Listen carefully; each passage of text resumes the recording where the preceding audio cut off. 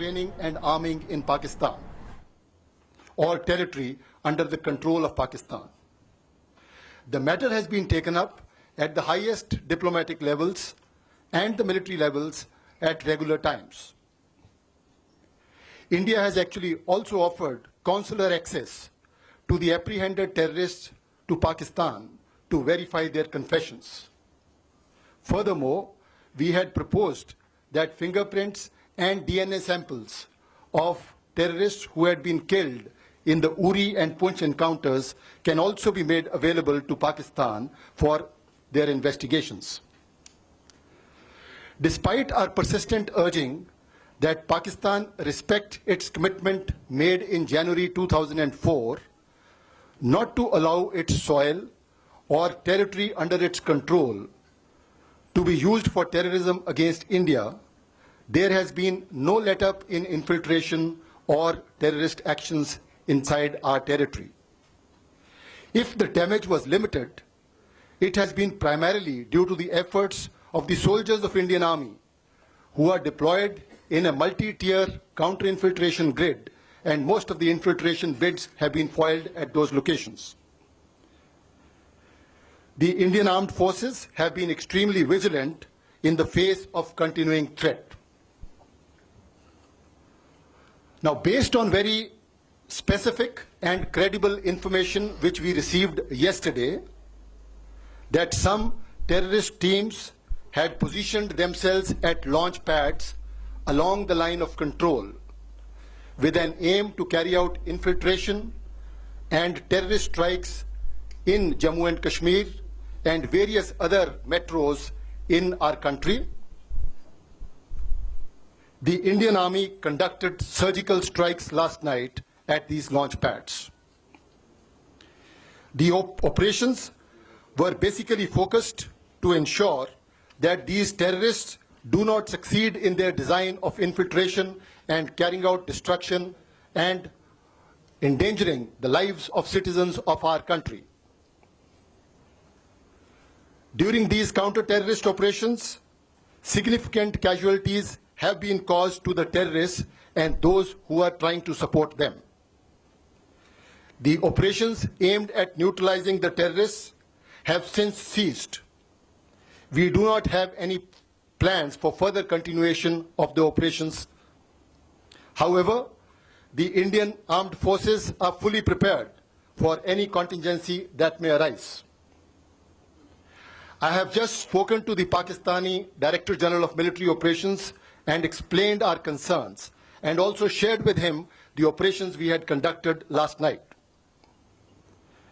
It is India's intention to maintain peace and tranquility in the region, but we can certainly not allow the terrorists to operate across the line of control with impunity and attack the citizens of our country. In line with Pakistan's commitment made in January 2004 not to allow its soil or territory under its control for any terrorist activities against India, we expect the Pakistan Army to cooperate with us with a view to erase this menace of terrorism from our region. Thank you very much.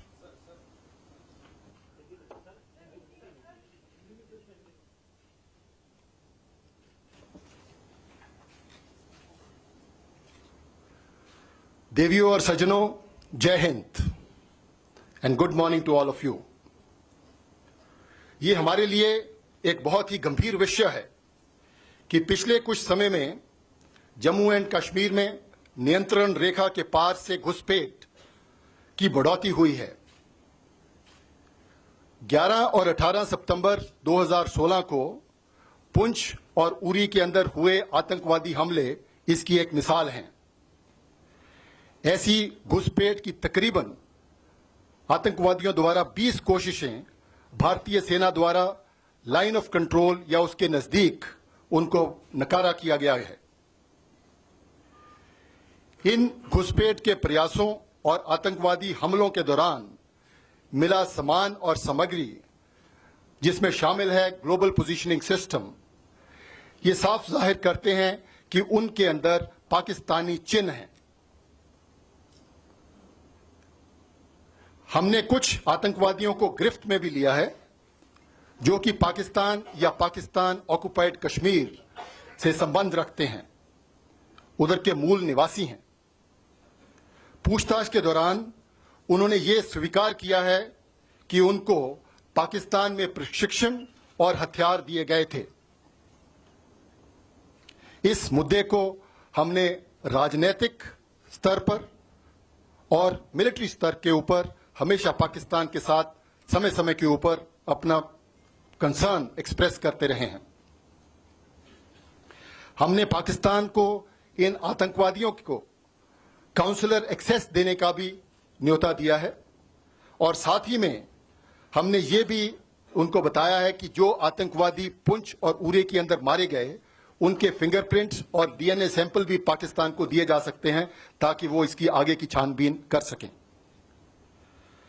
हमारी सारी कोशिशों के बावजूद कि पाकिस्तान अपनी जमीन को भारत के खिलाफ आतंकवादी हमलों के लिए न इस्तेमाल करे, जैसा कि उसने अपना जनवरी 2004 में आश्वासन दिया था हमें कि अपनी मिट्टी को वो भारत के खिलाफ आतंकवाद के लिए इस्तेमाल नहीं होने देगा, लेकिन ऐसा नहीं हुआ है और घुसपैठ और आतंकवादियों के घटनाएं बढ़ोतरी पे रही हैं।